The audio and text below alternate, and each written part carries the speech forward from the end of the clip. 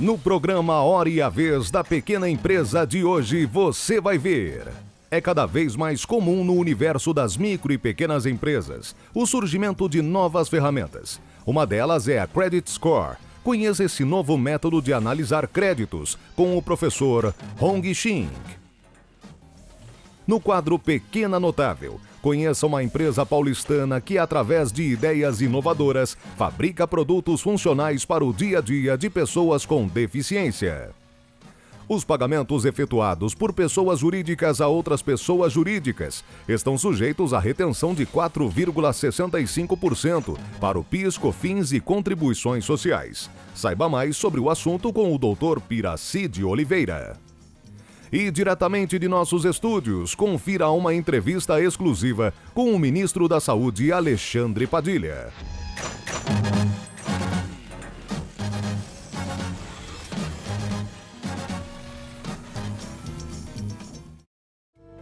Os pagamentos efetuados por pessoas jurídicas a outras pessoas jurídicas estão sujeitos à retenção de 4,65% para o PIS, COFINS e contribuições sociais. Saiba mais sobre o assunto com o Dr. Piraci de Oliveira.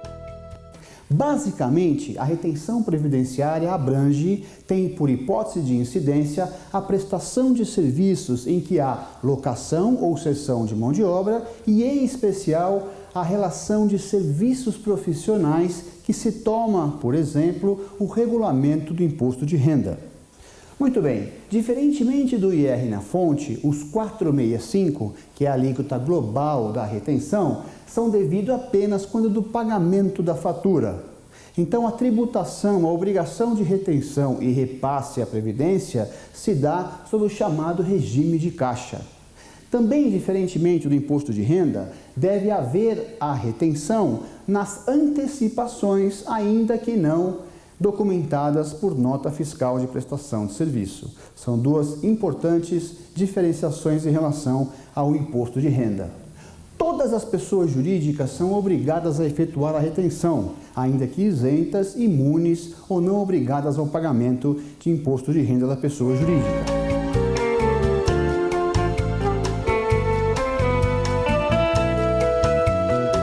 Serviços de limpeza, por exemplo, equiparam-se à conservação ou zeladoria. Nesses casos, não deve haver retenção se os serviços são prestados em bens móveis. Feito o trabalho em bens imóveis, haverá a retenção dos 465 a teor do que estabelece a IR 459 da Receita Federal. Serviços de manutenção possuem uma peculiaridade. Se contratados de forma isolada, estão fora da exigência de retenção. Se habituais, devem ser base de cálculo da retenção de 4,65%. A construção civil tem um tratamento diferenciado em relação aos 4,65%. Independentemente da qualificação da atividade, haverá sempre a retenção como o imposto de renda na fonte. São enquadrados como serviços profissionais. Serviços de segurança, como dito anteriormente, deverá sempre ser retido, ainda que sob a forma de monitoramento à distância. A base regulamentadora disso é a solução de divergência 10.08.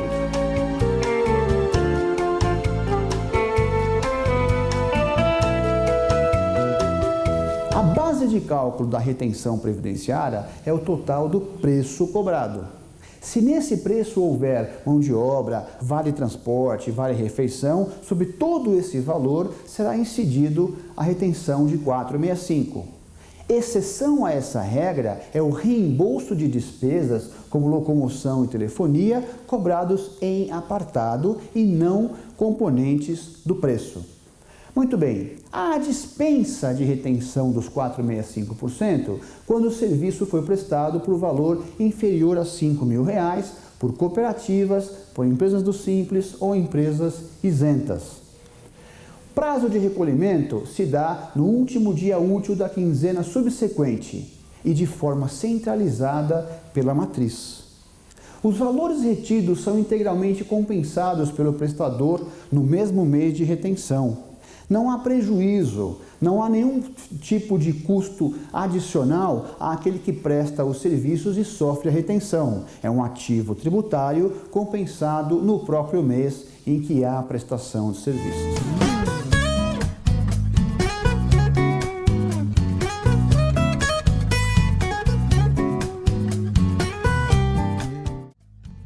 Preocupada com a inclusão de pessoas com deficiência na sociedade, esta empresária decidiu abrir um negócio que pudesse trazer facilidade à vida dessas crianças e adultos.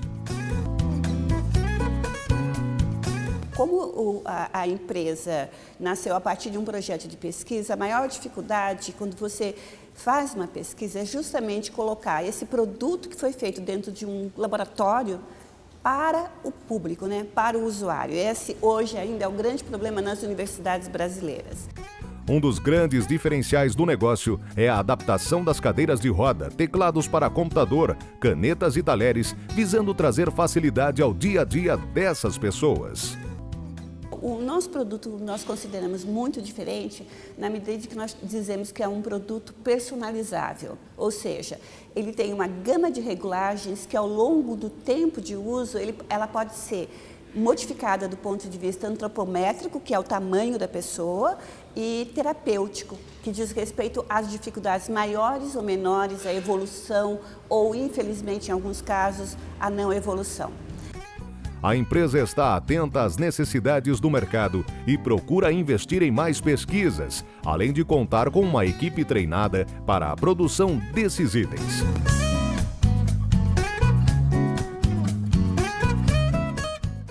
Nós temos um grupo de revendedores treinados, então são profissionais qualificados, treinados na nossa tecnologia, essa tecnologia que nós denominamos de tecnologia terapêutica dinâmica, que é bem ajustável.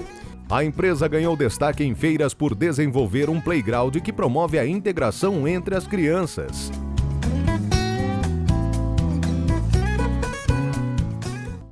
Mais recentemente, nós desenvolvemos um parque para todos com diversos brinquedos emblemáticos, uma joaninha gigante, a roda de Da Vinci. Todos esses brinquedos buscam a integração das crianças com deficiências físicas de vários tipos, deficiência intelectual, visual, auditiva, ao mesmo tempo convivendo com a criança sem deficiências. Você acaba de conhecer uma empresa que está comprometida com o desenvolvimento do nosso país e para a inclusão social de milhares de brasileiros.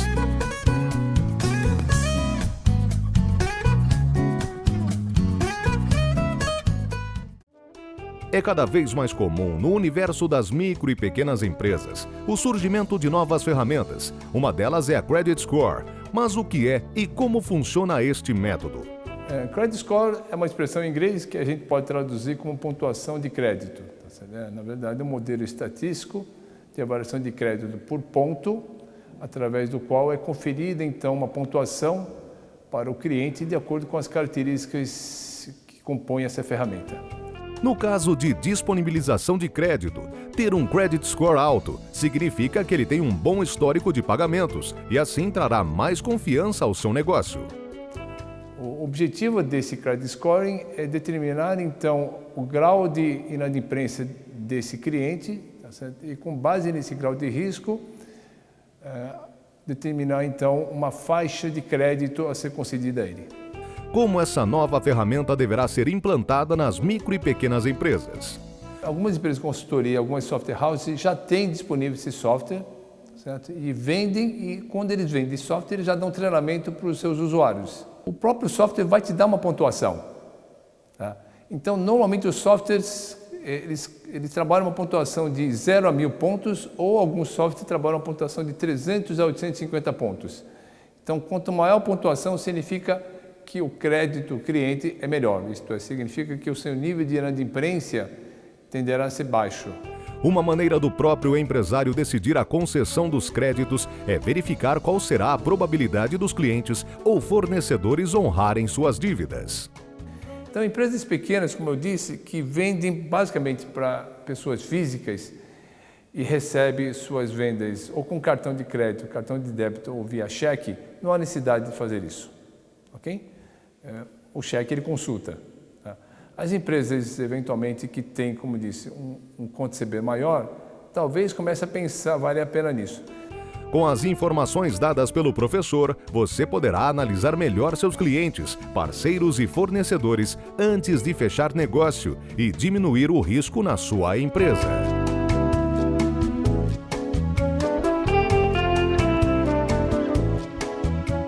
Você sabia que o identificador de chamadas telefônicas foi criado no Brasil? E que a injeção eletrônica Flex Fuel, que opera motores tanto com etanol quanto gasolina, também foi desenvolvida em nosso país?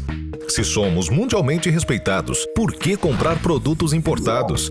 Compre produtos fabricados no Brasil. O mercado interno cresce, sua empresa agradece, seu emprego permanece. Uma campanha do Sindicato da Micro e Pequena Indústria do Estado de São Paulo. Confira agora a mais uma entrevista no programa A Hora e a Vez da Pequena Empresa.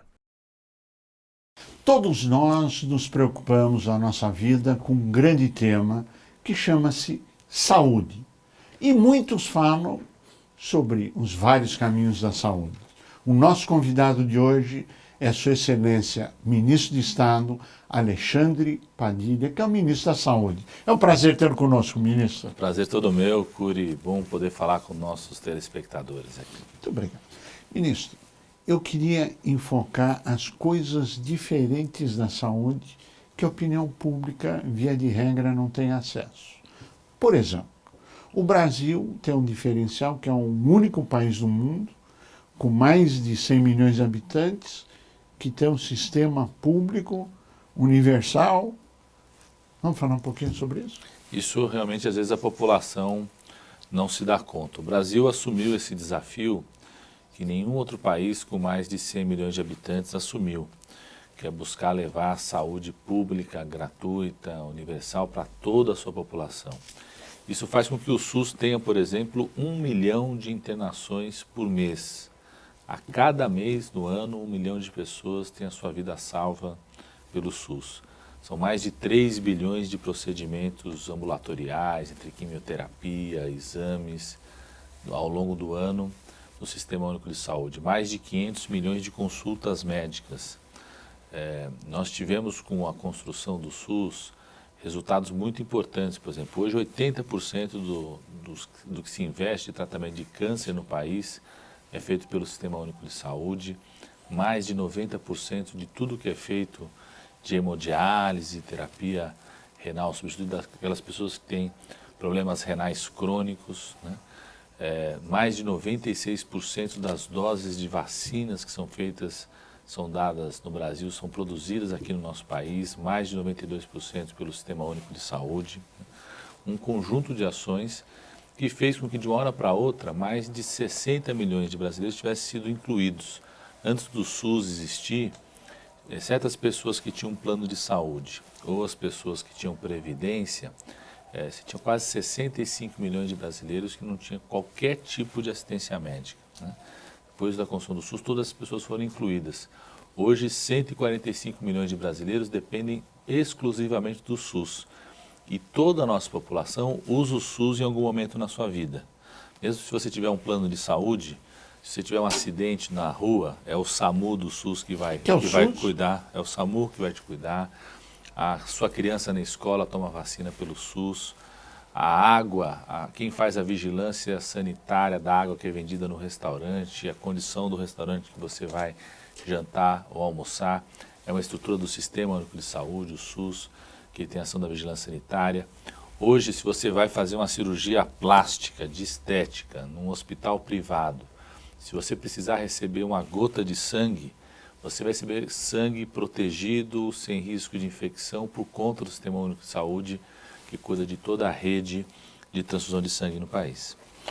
Bem, diante desse gigantismo, que são números fantásticos, nós ouvimos do outro lado, quando se vai para a grande imprensa, críticas que faltam leitos, que faltam infraestrutura no Norte e Nordeste especialmente.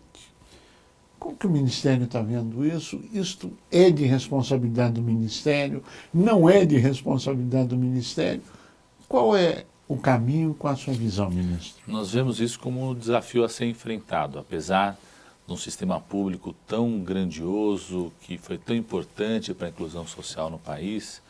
Nós precisamos avançar muito ainda na saúde pública e o SUS tem que ter um compromisso verdadeiro com a qualidade e uma responsabilidade sobre o paciente que vem para o Sistema Único de Saúde. Então tem muita coisa a avançar, até porque o Brasil mudou muito, Cury.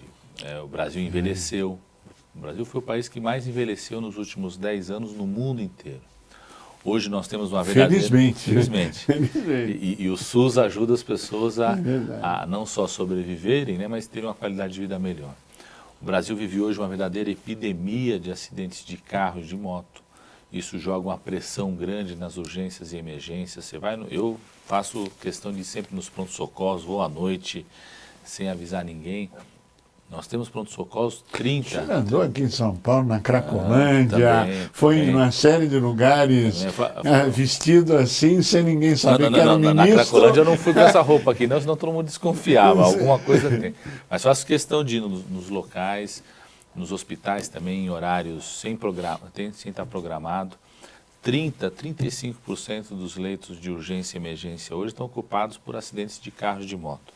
Só de moto nós tivemos um aumento de 7 vezes o número de acidentes de moto no país, né? 9 vezes nos municípios menores que 20 mil habitantes.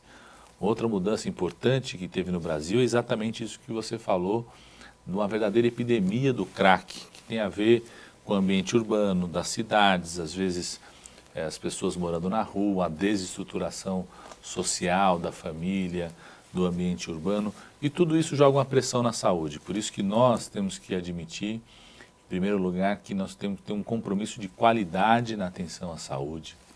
Nós precisamos ter capacidade de levar mais médicos para perto de onde as pessoas vivem, né?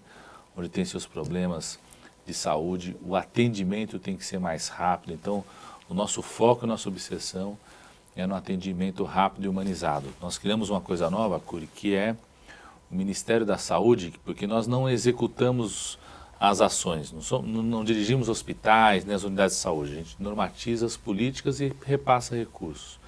Nós criamos uma coisa nova que Ou seja, o papel do Ministério é criar a política e dar o dinheiro para que essa política seja implementada. Quem implementa as políticas que o Ministério... São estados e municípios, né? Então o acompanhamento de perto é Estados Unidos. Agora, o que nós estamos mudando a postura? Inclusive o Ministério da Saúde, nós criamos um incentivo chamado Incentivo Qualidade, que é uma parte do recurso que nós vamos passar a encaminhar para os estados e municípios, vai ser de acordo com a qualidade no atendimento da população. Então as prefeituras credenciam as equipes. Nós temos um grande painel de indicadores, de acompanhamento de qualidade, como uma empresa faz, claro, de qualidade, indicadores da sua ação. E quem atender melhor a população recebe mais recursos do Ministério da Saúde, como incentivo, uma premiação por estar garantido um atendimento de qualidade à população. E esta será uma política nacional da sua gestão, mas eu tenho certeza, ministro, que a sua gestão está cheia de desafios. E o senhor tem algumas metas e políticas orientativas. Quais são elas? Uma delas, Cury, nós temos, o Brasil corre o risco de o único indicador de saúde não ser alcançado dos objetivos do milênio em 2015 ser a mortalidade materna. Nós vamos reduzir bastante a mortalidade infantil, isso tem a ver com o SUS, melhoramos o controle da AIDS, da tuberculose. Há 3 semanas atrás o Brasil foi elogiado pela Organização Mundial de Saúde, pelos avanços que fez no controle da tuberculose. Esse ano nós vamos ter a menor taxa de infecção de malária dos últimos 25 anos na história do nosso país. Reduzimos em 31% os casos de malária no primeiro semestre, mas a mortalidade materna é uma taxa que, por mais que nós tenhamos diminuído nos últimos anos, mas a curva ainda está muito abaixo do que nós precisaríamos. Por isso que um grande objetivo nosso, do Ministério da Saúde e da presidenta Dilma, é melhorarmos a assistência às gestantes e às crianças. Por isso que nós lançamos a Rede Cegonha.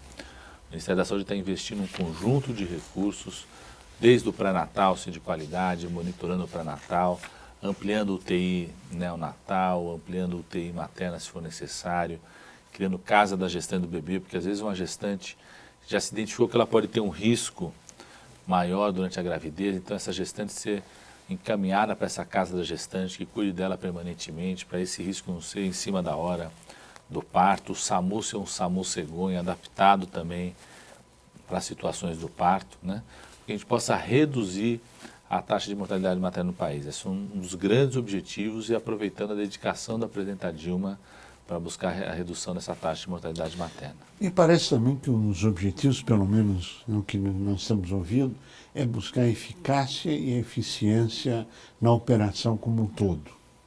Além, claro, que se mede na ponta com a queda da mortalidade, etc. Mas o sistema como um todo, na sua gestão, é buscar a maximização e a melhoria dos resultados e premiar a eficiência. Sinteticamente seria isso? Nós vamos perseguir o tempo todo a melhoria da qualidade do atendimento à população, inclusive fazendo a pesquisa de satisfação do usuário, né? Um desses indicadores que serão avaliados é qual que é a opinião do paciente, da comunidade, do bairro sobre o atendimento. E junto com isso também combater o desperdício de recursos, né? Tanto combater desvio, combater fraude, mas também às vezes ineficiência no recurso. Só para você ter uma ideia, Cury, nós conseguimos no primeiro semestre desse ano economizar 600 milhões de reais no mecanismo de compra de medicamentos pelo Ministério da Saúde, centralizando compra de alguns medicamentos, comparando com o preço internacional, criando um banco internacional. Essa economia permitiu que nós criássemos o programa que coloca remédio de graça para hipertensos e diabéticos no farmácia popular, né? Fantástico, parabéns. Começamos o programa em janeiro, de janeiro a setembro, em 8 meses, nós tivemos um aumento de 3 vezes o número de pessoas que tiveram acesso aos medicamentos, né? 3 vezes, 300%. O Ministério da Saúde colocando recursos próprios para isso, que foram possíveis pelo nosso esforço de economia, de eficiência nos recursos. Com isso a gente pode ampliar mais o atendimento das pessoas. Ministro, existe na área de saúde hoje uma grande polêmica no ar, que está no CAD, não está no Ministério, mas está no CAD, mas tem diretamente a ver com a área de saúde, que são as empresas, uma comprando a outra, etc. Qual a sua visão disso? Eu diria que nós vamos viver um novo cenário em relação à saúde suplementar e privada no país. Por quê? Hoje nós temos 45 milhões de brasileiros que têm acesso a plano de saúde médico, mais 15 milhões que têm acesso a um plano só odontológico. Tem pessoas que só têm plano odontológico. O governo do presidente Lula tirou 36 milhões de brasileiros da miséria e colocou na classe média. Uma parte dessa população deve ou já migrou para plano de saúde, com a formalização dos planos do mercado de trabalho, faz acordo coletivo. Ou seja, o Brasil em pouco tempo deve chegar a um mercado dos planos de saúde comparável, por exemplo, ao tamanho da Inglaterra inteira. Os números brasileiros são impressionantes. Hoje nós já somos maiores do que todo o Canadá. O Canadá, que é um dos maiores sistemas públicos gratuitos de saúde, um dos mais tradicionais, tem 34 milhões de habitantes. Hoje, o mercado privado no Brasil já é maior do que o Canadá. É como se de uma hora para outra o Canadá inteiro ficasse aberto para o mercado privado de saúde, ou a Inglaterra daqui a alguns anos. Isso vai gerar um novo cenário para o mercado privado. E nós vamos ter que ter novas regras para lidar com essa situação. Uma dessas, né? A fusão, o que fusão gera concentração. Nós chegamos ao final do nosso tempo e nós vamos continuar essa conversa no nosso próximo programa, até para que eles continuem conosco. Quais seriam as suas considerações finais para retomarmos o tema no nosso próximo programa? Que bom, só um prazer de poder conversar contigo e poder falar um pouco mais para a gente tratar das novas questões que nós vamos tratar. Uma delas, né, os planos de saúde, o mercado privado na saúde, que é tão importante para o povo brasileiro também. Ministro Alexandre Padilha, agradecemos muito a sua participação, a você que esteve conosco até agora, o nosso mais profundo agradecimento. E não percam, nosso próximo programa será com o ministro Alexandre Padilha, em continuidade ao programa de hoje. Até lá!